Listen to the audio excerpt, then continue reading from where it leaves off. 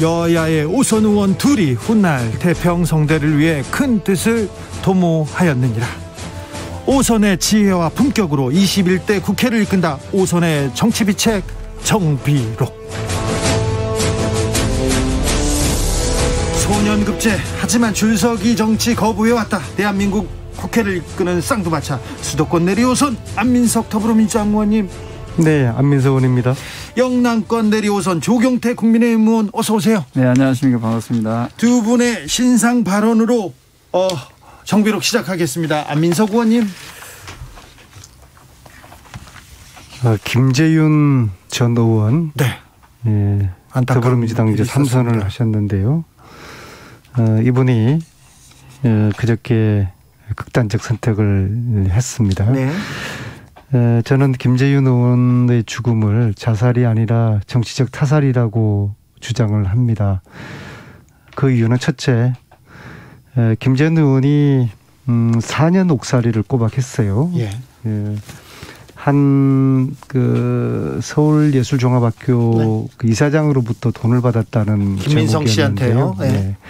근데 이 사건이 시작되던 14년 여름 그 시기가 당시에 박근혜 정부가 공안정국을 만들면서 야당 의원을 탄압을 하기로 하면서, 물론 그때 저도 포함되어 있었습니다. 그래서 야당 의원들 다수에 대한 기획 수사가 저는 이제 되었다고 이제 보고 있고요. 또 그러한 정황은 지난해 KBS 시사 직격에서 이 사건은 청와대 하명 수사라는 의혹을 제기하면서 60분짜리 방송을 2번이나 방송을 했어요. 네. 그다음에 두 번째로는 김재훈 의원의 판사가 이제 최재형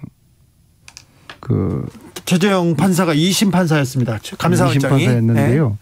네. 이게 1심에서는 3년 나온 거를 2심에서 4년을 때렸어요. 특히 1심에서 몇 가지 돈을 주고받았다는, 물론 여기는 이제 줬다는 사람의 진술밖에 없어요. 증거도 없습니다. 근데 1심에서는 주었다고 하는 어떠한 특정된 날에 도저히 김재윤 전 의원의 행적이 거기를 갈 수 있는 물리적인 시간이 안 됐기 때문에 1심에서도 무죄가 됐던 부분까지도 2심에서 유죄로 때려서 1심 3년이 2심 4년으로 이제 나와서, 그래서 최재형 판사는 당시에 상당히 잘못된 판결을 했다라는 그런 저희들은 이제 생각을 하고 있는데, 그런 분이 지금 대통령 된다고 나왔으니까 지금 아주 김재현 의원으로서는 아마 아주 분노가 치밀었을 것입니다. 네, 그래서 신상 발언하고 이제 방송 끝날 것 같아요. 그래서 오늘은 좀 양해를 좀 구하겠습니다. 네. 그래서 월요일 날 최재형 감사원장의 이분이 대통령 되겠다고 사퇴를 한 거겠죠. 그냥 집에서 놀려고 사퇴한 거 아니지 않습니까? 그리고 그 다음 날 김재현 전 의원이 극단적인 선택을 한 것이, 저는 이것이 정치적인 타살이라고 보고 있습니다. 조경태 의원님은 큰 상도 타셨어요. 네, 축하합니다. 네, 감사합니다. 네. 네. 조경태 의원님 신상 발언. 네, 한 언론에서 지속 가능 혁신 리더 의정 대상을 주셔서 사실은 안민석 의원님이 받으셔야 될 상인데. 이거 아닙니다. 조경태 의원님. 저한테 이런 큰 상을 주셔서 감사하고요. 앞으로 우리 대한민국이 좀 지속 가능하게 성장할 수 있는 그런 부분에 대해서 저희가 의정활동을 더 열심히 잘하겠다, 그 말씀을 드리겠습니다. 네. 대선 슈퍼위크입니다. 출마 선언 이어지고 있습니다. 어제는 윤석열, 오늘은 이재명, 이렇게 해서 계속해서 하는데, 출마 선언 어떻게 보고 계신지요? 오늘 이재명 경기지사의 대권 출사표 어떻게 보셨습니까? 조경태 의원님? 네, 크게 제가 봤을 때는 아직까지는 국민들께서는 좀 대선 출마에 대해서 큰 반향은 없는 것 같아요. 이재명 지사 출마가요? 네. 그 앞에 계시는 분도 마찬가지지만, 그래서 앞으로 구체적으로 내가 대통령이 되면 뭘 하겠다는 그런 구체적인 그런 비전이 좀 나와야 되는데, 약간 좀 애매모호한 그런 용어들, 추상적인 용어들이 많이 나오기 때문에 아직까지는 국민들이 봤을 때는 과연 그분들이 대통령이 되었을 때 국민의 삶이 어떻게 더 발전되고 더 행복해지고 더 나아질까에 대한 그런 부분은 조금 더 숙제로 남아 있는 거 아닌가 생각합니다. 윤석열 후보의 출마 선언문도 추상적이기는 마찬가지죠. 네, 마찬가지죠. 네. 그래서 두 분 다 조금 아직까지는 국민들이 봤을 때는 뭐 기대에는 좀 미치지 못하고 있다 이렇게 보겠습니다. 안민석 의원님, 조영태 의원님이 오늘 저 이재명 그 대선 후보의 출마 선언문을 제대로 못 보신 것 같은데요. 일단 형식 면에서 굉장히 특이하고 신선했습니다. 역시 이재명다웠다라고 보는데요. 보통 출마 선언하면은 세과시용으로 지지하는 의원들을 뒤에 딱 세우고 출마 선언을 장하게 멋있게 하지 않습니까? 이명박 전 대통령 출마 선언할 때 사람들 딱 새 동원하고 막 전세버스 올라오고 들어가자마자 이명박 외치고 딱 큰 이재명 화제였죠. 후보 출마 선언은 나홀로 비대면 이 전국에 맞게 아무런 사람들 동반하지 않고 이제 혼자서 출마 선언을 했다는 것이 굉장히 이제 신선했고 이제 파격적이었고 이재명다웠다라고 보고요. 내용 면에도 뭐 한 10분 넘는 동안에 현재와 미래를 쭉 진단했지만은 결국엔 저기 키워드는 국민들은 먹고 살게 하겠다. 네, 약속은 경제 부흥을 일으키겠다라는 게 키워드였다 보는데요. 이것은 경제 부흥을 어떤 식으로 하겠다는 이야기가 나왔습니까? 네, 그 내용이 충분히 다 있고요. 그리고 그것이 저는 기억이 안 나는데. 이제 공정이 어떤 그 나라의 토대가 되고 그걸 통해 가지고 이제 경제를 부흥시키고 그리고 양극화 문제 또 불평등 문제를 해결했다는 그런 대안이 짧은 시간에 다 제시되어 있고요. 이것이 대한민국 가장 대표적인 흑수저 출신인 이재명이라는 한 정치인이 손영공 출신 아닙니까? 그 흑수저 출신의 정치인이 대한민국 경제를 다시 부흥시키겠다라고 선언한 내용은 상당히 인상적이었고요. 지난 4년 동안에 제대로 준비된 대통령으로서의 그런 면모를 보여준 출마 선언이었다고 봅니다. 황교안 전 대표도 출마 선언을 했습니다. 초일류 정상국가를 만들겠다고 대장정에 나서겠다고 하는데요. 네, 뭐 누구든 만 40세가 넘어가면 다 대통령 출마할 수 있는 그런 뭐 아니 저 황교안 대표는 누구는 아니고 굉장히 또 아니 다들 나오시겠다 하니까 네. 지금 뭐 오늘도 누가 또 한 분 나오신다고 선언하신 것 같은데요.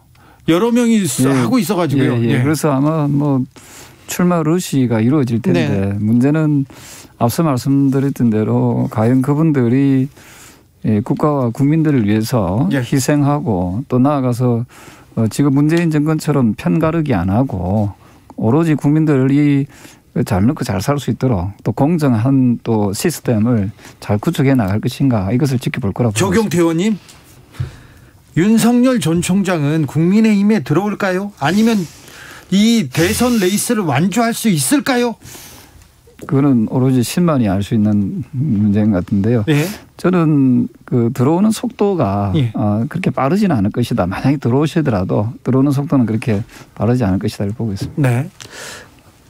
그 뭐 한교안 전 총리 돼 가지고는 저는 뭐 별 말하고 싶지가 않아요. 그 자기가 모시던 대통령을 감옥을 보낸 그런 분이 대통령 되고 나왔다는 거는 좀 염치가 없는 짓이고요. 아니 근데 저는 아까 제가 말씀드렸던 이재명 이런 정치인에 대해 가지고 도올 김용옥 선생님께서 최근에 이재명은 이 시대의 천명이라는 그런 말씀을 하시더라고요. 근데 그걸 제가 곰곰이 생각해 보니까 첫째로 이재명은 대한민국 정치의 지정 생존자예요.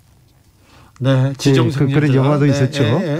왜냐하면은 우리 쪽의 대선 후보들이 다 감옥 가거나 뭐 극단적 선택을 하거나 그런 와중에 혼자서 살아남은 그러니까 지정생존자가 맞죠. 두 번째로는 그 지난주까지 경선 연기한다마는 논란이 있지 않습니까? 근데 논란을 하다가 코로나 끝난 다음에 하는 게 낫지 않느냐라는 쪽으로 많이 기울었는데 대선론이 그 기울은 시점에 변이 바이러스가 터진 거예요. 그러니까 변이 바이러스가 나왔는데 가을이 돼도 코로나가 잠잠해진다는 보장이 어디 있느냐. 그걸로 이게 완전히 흐름이 또 역전돼 버리더라고요. 야, 이게 참 기가 막힌 지정생존자 이재명 그런 느낌을 줄 수가 없는데요. 가령 이 지정생존자가 최후까지 그렇게 될지 안 될지 그건 지켜봐야 되겠지만은 현재까지는 대한민국의 정치판의 지정생존자 이건 틀림없는 것 같고 그래서 도울 선생님이 이런 부분에 주목하시면서 1000명이라고 이렇게 표현하셨습니다. 안민석 의원님, 네. 안민석 의원님, 윤석열 전 총장이 국민의힘 후보가 되신다고 보십니까? 대선 레이스까지 달릴 수 있다고 보십니까? 제가 이 시간에 지난주에 말씀드렸잖아요. 윤석열 엑스파일이 나오는 순간 그 근저의 본질적인 의미는 국민의힘에서 플랜 B가 가동이 된 거예요. 그 플랜 B 핵심은 윤석열을 제끼고 다른 대안을 찾겠다는 것이거든요. 그리고 보세요. 지금 윤석열 엑스파일의 뭐 재미있는 흥미거리 중에 하나가 줄리라는 여자이지 않습니까? 근데 그 줄리가 김건희 윤석열 전 총장의 부인이시죠. 김건희 본인 스스로 나 줄리가 아니라고 하는 순간 국민들은 저거 줄리인 것 같네라는 생각을 하는 거예요. 조경태 의원님. 김건희 씨는 코끼리는 생각하지 마라는 정치는 프레임 전쟁이거든요. 네. 프레임 전쟁을 스스로가 지금 만들어버리고 줄리 전쟁을 스스로가 만드는 이런 어리석은 대통령 후보 예비 후보죠. 예비 후보의 그런 사모 김건희 씨. 참 줄리는 누구입니까? 네, 저는 뭐 이런 표현을 잘 안 쓰는데 참 가당치도 않는 얘기라고 생각을 하고요. 자꾸만 그 음모론을 제기하는데 지난주에도 제가 얘기했지만은 그 엑스파일이라는 말이 나오는 순간 저는 오히려 윤석열 후보 전 총장의 어떤 경쟁력을 더 높여줄 수 있는 그런 계기가 될 것이다 이렇게 보고 있습니다. 예. 그리고 이제 윤석열 전 총장이 국민의힘에 들어오는 시점이 언제일까라는 부분에 대해서는 아마도 본인들도 고민을 하겠지만 지금 국민들께서는 오늘 제가 여러 통의 전화를 받았습니다마는 제발 정권을 교체해서 대한민국을 좀 정상화시키고 특히 경제를 좀 더 정상화시키고 안정시키고 또 발전시킬 수 있는 그런 정권 교체를 많이 예망하고 있거든요. 거기에 저는 야권에 있는 모든 후보들이 저는 하나가 되어서 한마음이 되어서 저는 똘똘 뭉쳐야 된다 그런 입장입니다.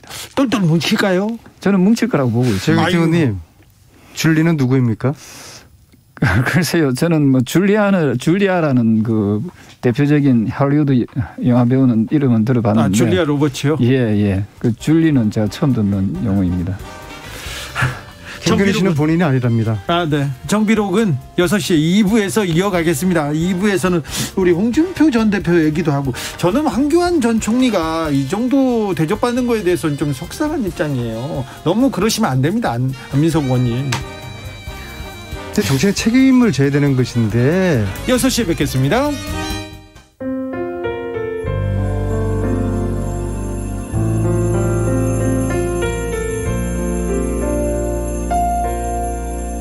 KBS 라디오 연중기획 희망충전 대한민국 436번째 이야기. 안녕하세요. 아나운서 이현주입니다. 올해 9살인 지혜는 벌써 이별의 아픔이 뭔지 알아버렸습니다. 일용직 근로를 하면서 가족들의 생계를 책임지던 아빠가 한 달 전 갑자기 심장마비로 세상을 떠났기 때문입니다. 지혜한테 남은 가족은 지병으로 거동이 불편한 외할머니와 면역계 이상으로 루푸스 진단을 받은 엄마뿐인데요.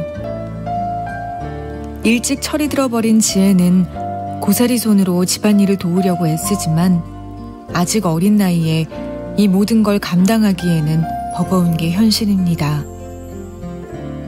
막막한 일상을 버티고 있는 지혜네 가족들이 더 이상의 아픔을 겪지 않고 행복을 마주할 수 있도록 여러분이 힘을 모아주세요. 코로나19 여파로 사례자와 취재팀의 안전을 위해 사연으로 대신 전달합니다. 여러분의 따뜻한 손길이 희망의 빛이 됩니다. ARS 060-700-1580 060-700-1580 한 통화 3,000원으로 희망을 선물해 주세요.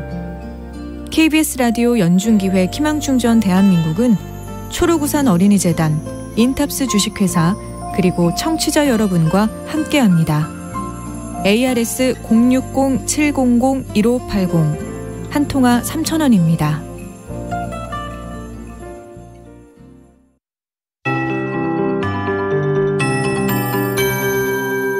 KBS 58분 날씨. 7월이 시작된 오늘 많은 곳에 더위가 있었고요. 일부 지역은 폭염특보까지 내려졌습니다. 서울의 동부권을 제외한 수도권 지역과 전라남도 내륙 지역을 중심으로 폭염특보가 내려진 가운데 지금도 기온이 상당히 높습니다. 서울은 29.9도를 가리키고 있습니다. 이 한낮의 열기가 곳곳에 소나기 구름을 만들고 있고요. 지금은 강원도 산간 지역을 중심으로 소나기가 내리는 곳이 많고 오늘 저녁까지 중부 내륙 지역, 전남권 내륙 지역, 경상북도 북부 내륙 지역을 중심으로 5에서 30mm 정도 소나기가 내리겠습니다. 내일도 곳곳에 소나기 가능성이 있고요. 토요일은 전국적인 비 예보가 있는데 오전에 제주도와 강원 영동 지역부터 시작되고 차츰차츰 비가 확대돼 밤이 되면 전국에 걸쳐 내리다가 일요일 낮까지, 제주도 지방은 일요일 밤까지 이어질 텐데 장맛비가 시작되는 것입니다. 전국적으로 다소 많은 비가 내리겠습니다. 정체전선상에 발달된 저기압의 영향 때문에 전국적으로 비바람을 동반해 폭우가 예상되는 만큼 대비를 하시는 것이 좋겠습니다. 내일은 아침 최저 기온 서울 23도를 비롯해 전국 18도에서 23도 사이가 되겠고요. 낮 기온은 서울과 대전, 청주, 전주가 32도, 세종과 광주 31도, 대구는 30도로 내일도 덥겠습니다. 지금 서울 기온은 29.9도입니다. 윤지수입니다.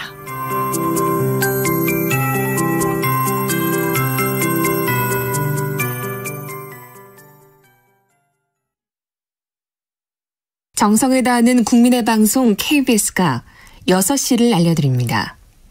AM 711kHz, FM 97.3MHz, KBS 1라디오입니다. HLKA.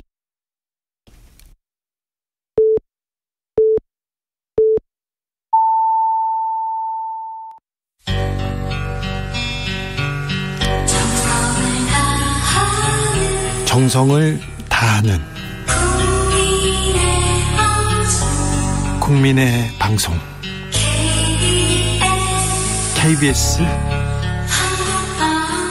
주진우 라이브. 그냥 그렇다고요. 주진우 라이브 함께하고 계십니다. 라디오 정보센터 다녀오겠습니다. 정한나 씨. 더불어민주당이 상임위에서 단독 처리한 코로나19 손실보상 법안과 국가교육위원회 설치 법안이 오늘 국회를 통과했습니다. 야당은 여당이 청와대 하명으로 날치기를 저질렀다고 비판했고 여당은 정당한 절차에 따라 법안이 처리됐다고 맞섰습니다. 김학의 불법 출금 사건과 관련해 오늘 직권남용 혐의로 기소된 청와대 이광철 민정비서관이 사의를 표명했습니다. 이 비서관은 사정 업무를 수행하는 민정수석실 비서관으로서 직무 공정성에 대한 우려 및 국정 운영의 부담을 깊이 숙고했다는 입장을 밝혔습니다. 이재용 삼성전자 부회장 사면과 관련해 윤석열 전 검찰총장이 하지도 않은 말을 두고 정의당이 비난을 퍼부었다가 뒤늦게 상황을 파악하고 사과했습니다.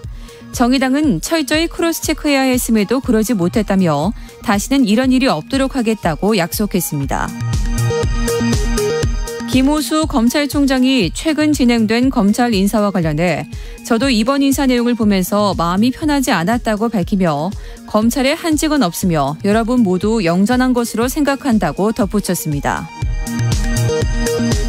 투자 유치를 위해 외국인 투자자에게 성매매를 알선하고 20억 원대 해외 원정 도박을 한 혐의로 기소된 그룹 빅뱅 전 멤버 승리에게 군검찰이 오늘 징역 5년에 벌금 2천만 원을 구형했습니다.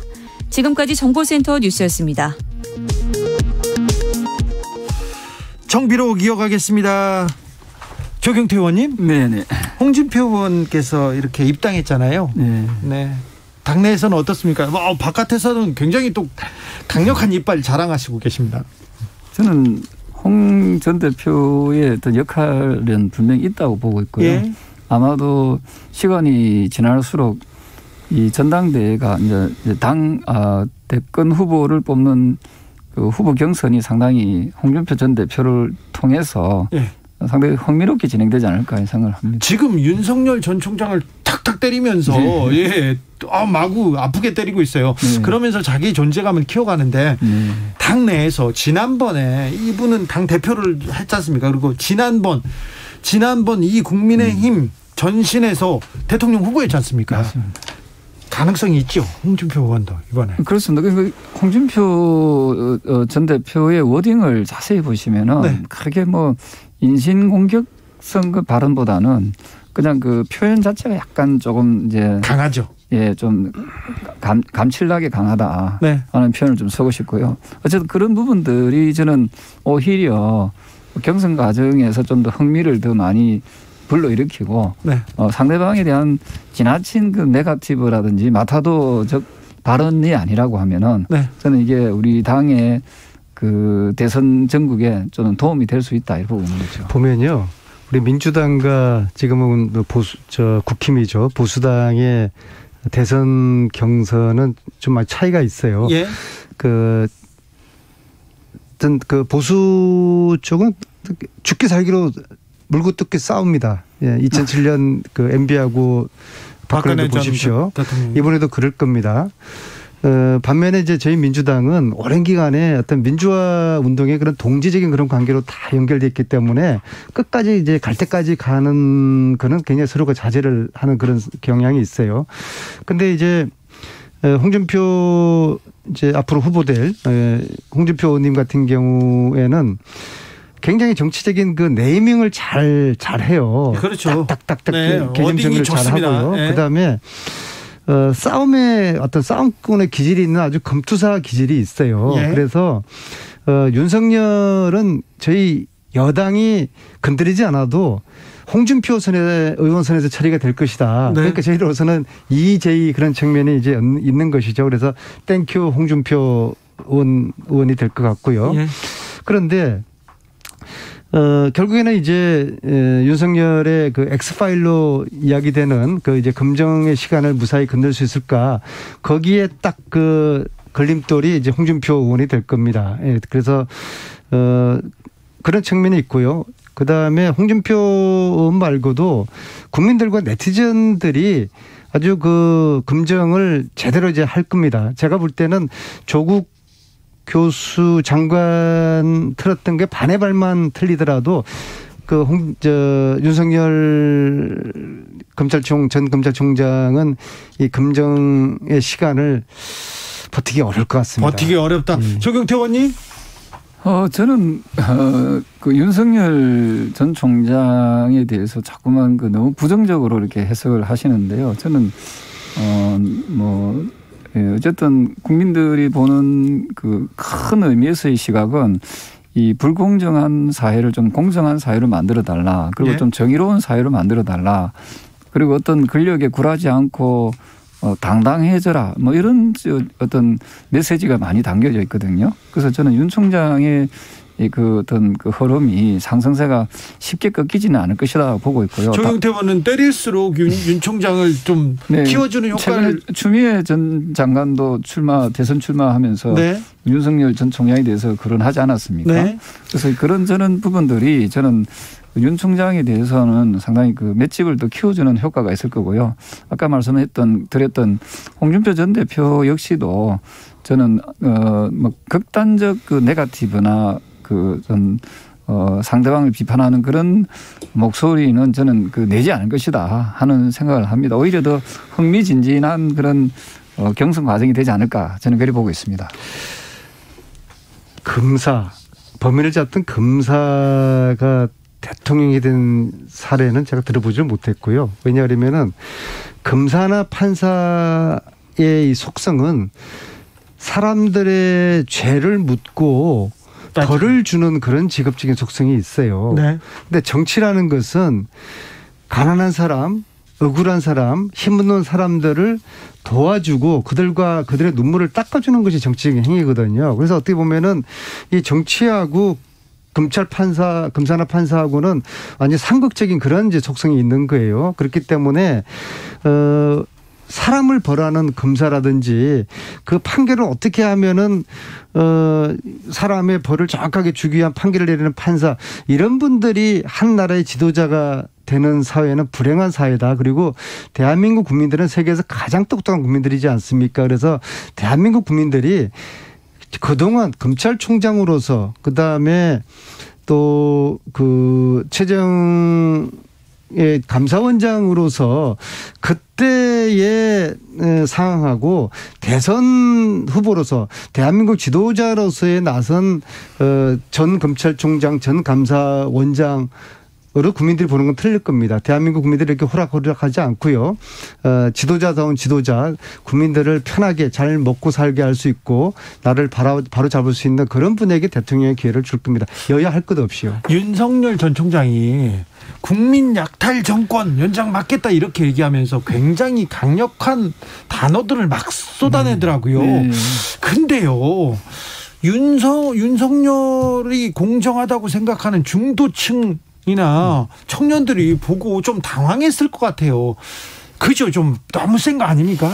지금 그 다음에 이제 리더가 될 사람은 저는 상당히 좀 추진력이 있는 좀 강력한 리더십을 가져야 된다 이런 생각을 하고 있습니다. 왜냐하면은 이번에 이제 문재인 정권이 이제 불공정한 그런 또는 부정의한 그런 부분으로 인해서 많은 국민들이 실망하지 않았습니까? 그래서 이것을 비정상화되어 있는 이런 여러 가지 시스템을 정상화시켜내기 위해서는 저는 강력한 리더십이 있어야 된다고 생각을 하고 있고요. 어떤 압력이나 힘에 굴복하지 않는 그런 리더가 저는 이번에 나와야 된다라고 봤을 때 윤 전 총장에 대한 기대감은 그 어느 때보다 크지 않은가 이런 생각을 하고 있습니다. 국민들의 이 정권에 대한 실망, 기대가 컸으니까 실망도 커요. 그런데 정권 후반기에 지금 지지율이 40%에서 43% 이렇게 이 정도 수준까지 나오는 것 같은데 역대에서는 저는 그거 믿지 않습니다. 그건 안 믿어요? 저는 사실상 나오는 여러 가지 여론들 실질적으로 느끼는 피부에 와닿는 그 여론들을 들어보면요. 네. 결국은 20, 30대 젊은 세대에서조차도 현 정권에서는 희망이 없다. 그리고 또 많은 또 중상층 이상에 계시는 분들도 지금 더 이상 이대로 가면은 우리나라 경제를 엄청나게 망가뜨릴 수 있기 때문에 정권 교체는 필연적이다 이렇게 보는 분들이 많이 있는 것 같아요. 하면서 보니 지금 이제 윤석열 총장에 대한 이야기를 지금 하고 있는데요. 제가 이렇게 윤석열 대선 후보의 출마 선언하고 이재명 출마 선언을 제가 한번 자세히 봤는데. 네. 윤석열 전 총장의 출마 선언문 이거는 페이나 두꺼운데 별 내용이 그냥 현 정권에 대한 원색적인 비난밖에 없어요. 그리고 상당히 좀 이념적이에요. 자유민주주의 이야기를 하면서요. 그리고 아주 원색적 비판을 하고 있고요. 특히 공정하면 대한민국이 아주 잘 되는 것처럼 사실 공정은 하나의 수단인데 말이에요. 근데 사실은 이재명 지사가 오늘 출마 선언한 것처럼 실질적으로 어떤 경제를 살리겠다, 경제를 부흥시키겠다라는 정확한 좀 키워드를 가져야만이 미래에 대한 비전과 대안이 될 수 있는 것인데 윤석열 후보는 대체 무엇을 하겠다는 건지 그게 잘 이해가 안 됩니다. 문재인 정부 역시도 경제를 살리겠다, 일자리 많이 만들겠다 했지만 결과론적으로 경제를 살리지 못하고 일자리도 만들지 못했습니다. 여기까지 하겠습니다. 정비록 네. 마무리할 시간이 됐어요. 시간 다 됐습니다. 오늘도 감사했습니다. 조경태, 안민석, 조경태 의원이었습니다. 네, 감사합니다. 정치 피로, 사건 사고로 인한 피로, 고달픈 일상